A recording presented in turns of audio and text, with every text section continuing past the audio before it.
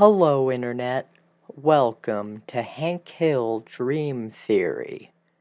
Now, you're probably wondering, what is Hank Hill Dream Theory? Well, to start, we have to look at an episode of Family Guy. You see, in an episode of Family Guy, the Family Guy family meets the family of American Dad.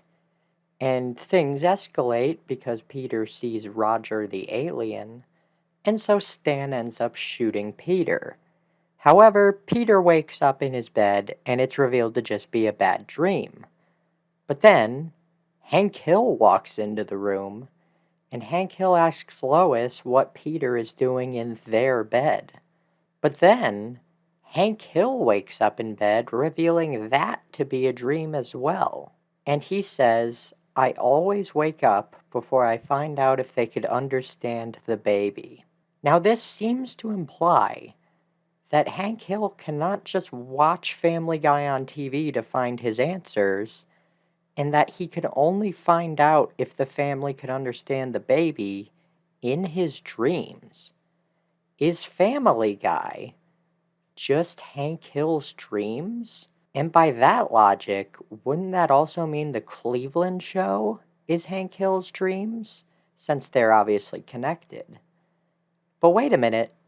American Dad was in that dream. Does that mean all Seth MacFarlane animated shows exist within the mind of Hank Hill? Now that would make Hank Hill one of the more creative people of our time, but it goes further. Family Guy had a crossover with The Simpsons, and since Family Guy is a product of Hank Hill's dreams, wouldn't that mean The Simpsons are also a product of Hank Hill's dreams?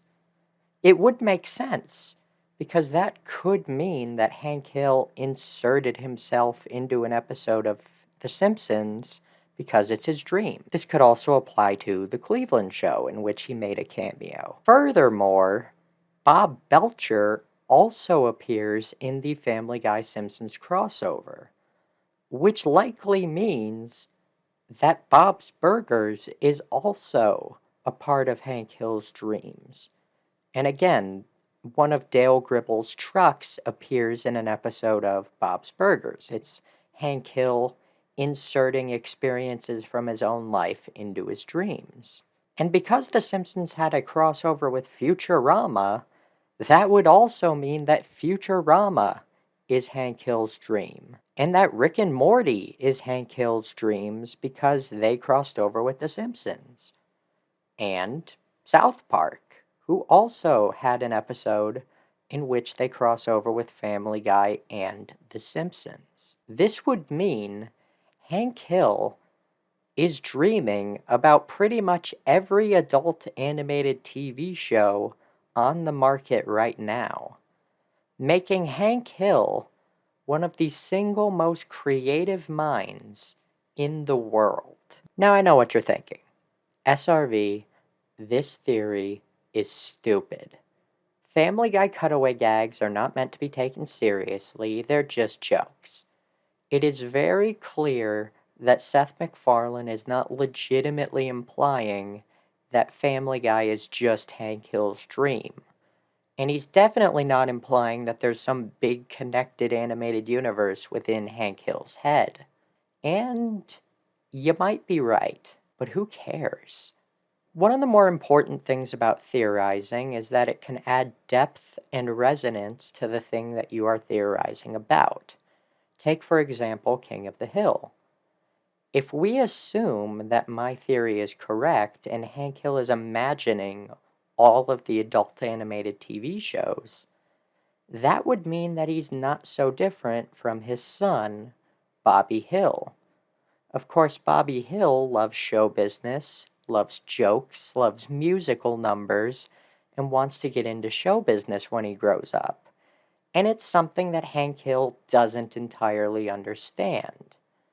But under Hank Hill Dream Theory, it shows us that within Hank Hill's subconscious, he's not so different from his own son. Maybe he understands his son's creative drive, and maybe he's responsible for it. That's something that makes me feel really great about the show and Bobby and Hank's relationship, even if the theory isn't true. And really, that's what I love about theorizing about pieces of media. Whether you're right or whether you're wrong, it's very clear that you need creativity to be able to theorize. If you get your theory correct, you are operating on the same wavelength as some of the most creative minds in the industry, understanding their creative work. And if you get your theory wrong, well, you've created your own story, your own narrative repurposed from a creative work. If it's true that this whole Hank Hill theory is false and I've just created this intricate connected universe in my head, well, that means I'm Hank Hill. I'm the one who has this connected universe in his head, and I am the one with the creativity. And that makes me feel good about myself.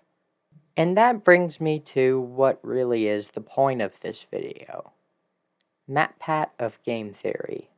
MatPat recently announced that he is going to be leaving the Game Theorists in March. He is no longer going to be hosting Game Theory. And that made me pretty sad. To be honest with you, MatPat has been doing this for a long time, and he's been doing it pretty well. And I think what the whole point of this video is to praise MatPat as, in a way, he is Hank Hill in this scenario. I think MatPat is one of the most creative minds in the world. Think about all the theory videos that this man has made in all the years that he's been doing it.